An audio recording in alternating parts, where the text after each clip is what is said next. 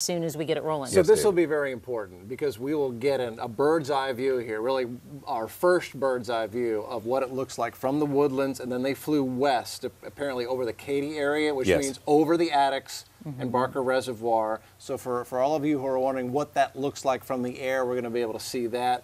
And also then down 59 should be down into Fort Bend County over Sugar Land and then into the Brazos River area where so much flooding is taking place. And so this, this is what things look like from the air, and this is always the best way to get a look at the way things stand right now. So we're still waiting to, we're not seeing the video. Here's the challenge, folks, and sometimes, it's all technical. I just want to let our producers know we don't have any imagery of it here in the studio. Are we seeing it on air? So you're perhaps looking at it from home, but what we can tell you is, just like David was saying, this is taking us all the way to the Woodlands, which from downtown Houston is about 25 to 30 miles, roughly. And then we're going to get a look at Cypress Creek, the watershed there that is in record flood from all time, and then back across the Katy area to Barker and Cypress. Right.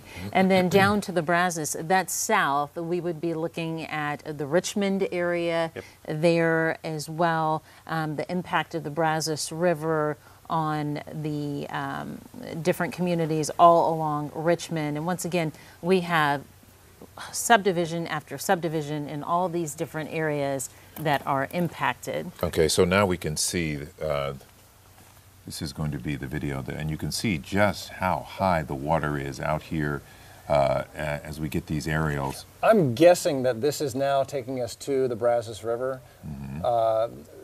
A lot of folks have horse property. Right. There's some farming and some ranching land out there in Fort Bend County along the Brazos River, that's for sure. And that looks like quite possibly what this is, especially since we aren't seeing homes surrounding this area. I mean, my goodness, look at all that water. It looks like almost someone took those structures and just dropped them in the middle of a lake. As we pull out here, and now you can see the scope and the breadth of how much water. Look at that home and the barn or structure behind it, and there is very deep water. Now, hopefully these folks got adequate warning and they got out. And so we talk about the Brazos, David, because it is not going to be as bad as we thought. Yes. It's a relative term. It's a relative term because what you're looking at is the Brazos at its record height that humans have ever measured. So since we've been able to take levels on the Brazos River, we have never seen it this high. We may have had times when it was higher before we were here. Right. But since the modern era, since we began to build and develop the area here over the past 100 years, this is as high as we have ever measured it. In some cases, this is 5 feet higher than we have ever seen the Brazos River. And so places that have, at least since humans have been there, never flooded before, that's what you're looking at. You're looking at something that we have not seen before since we've been here. And again, so the aerial views are taking place. It started north in the Woodlands, then west towards Katy, then south towards communities along the Brazos River. So that's the track. And David believes, just by looking at this could be closer to the Brazos River. Just because it looks like it's horse property. Now, there is some horse property up across North and West Harris County, but this looks like the Brazos to me. It does, especially with those homes and what looks like the acreage that's in between all of them. Definitely as looks like well. horse farms, Yes, and just like you were saying earlier, you hope, and I want to say we can believe here that the people who were in these homes have been evacuated. And their animals. And their animals, yes, too. So even before the storm hit, the middle of last week, they were issuing flood warnings. Right. So there was adequate. And there was notice. a whole series. They had a voluntary evacuation, then they moved that up to a mandatory evacuation. And in the event of a mandatory evacuation, uniformed officers will usually go out, knock on doors, and let people know what's going on. I think we're pinpointing more specifically now where this area is. Okay, so what we're looking at here is down south of 59 Yes, it looks like they flew from the woodlands. Perhaps they took off from the woodlands. And now what we're looking at is when they were over Fort Bend County. And Right. this can be, I'm convinced this is the Brazos River area. And again, folks, this is happening so quickly, and we're just seeing these images for the first time. We're not able to, these were taken a little more than an hour ago at 6 o'clock. And so that path took it through Fort Bend County, and that looks like rural Fort Bend County, horse property, farm Look property. at that house. I mean, the house looks as though it was spared, but not the barn there and the stables that the it trailer appears to is be. Look at gone. the trailer. Yeah. You only see the top of the trailer there. Just unbelievable how much water. You can see how they attempted to build the house up on a mound. Right. They brought in backfill and raised the house probably above the record flood level so that they would be safe. Right. But now we have a new record flood level, and perhaps now they'll have to build 5 feet higher. You see how they attempt, see how there's a little island around the house? Yes, yes. But in this case, many of those islands have become submerged. Wow. Just incredible. And the vastness of it. How much of this area is covered in water? I mean, it really is like someone just dropped these houses and stables and barns in a lake, you know, a huge lake, huge body of water. It looks like the Florida Everglades.